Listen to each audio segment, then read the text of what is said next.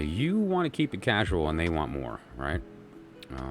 And they're being all cryptic about it. And, the bottom line, though, is they got friend zoned. It's not easy for them. And you are not going to change your mind so easy, right? It's not just going to be like, oh, okay, well, sure. But let's take a look at the effect on the mind, body, and soul here, because this is the important part of what's happening. Mentally, you're kind of up and down. You keep you put them on the pedestal, and then they're back down, and then you're back up and down again. And there's this sort of confusion back and forth about how you feel about them, but how they feel is pretty solid. Now, let's look at the mind here, because this is a very interesting card. It's the Eight of Wands, and it typically references the quickening, that power and energy that's raised and directed. But the question is what's quickening, because it's different for each of you. Yours is in the heart.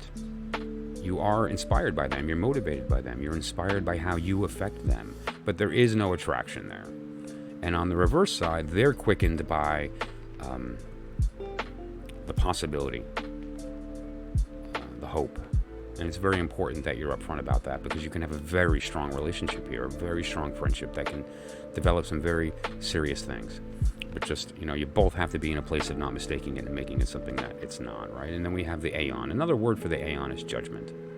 It's one of the three main mother cards, that being the Fool, the Hanged Man, and the Aeon, or judgment. And what a judgment refers to is the end. It's inevitable. There's nothing you can do about that. However, we can be open to it. And what the Aeon refers to is that these cycles are real, these long cycles, and you are already there. You're kind of like evolved past that point, and they're not, which is the thing that they see in you and don't realize.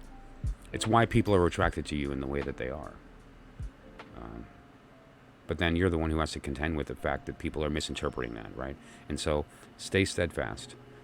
Walk in love, not in lust, and people will recognize that.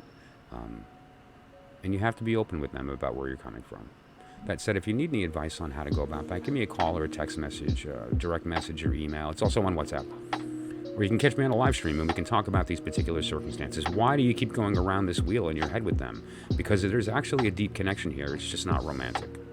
Right? And there's some other circumstances that we can look at. So let me know and I'll be happy to review that with you and kind of go over what to expect next and how to best ensure that this relationship stays, because it's important and valuable to both of you.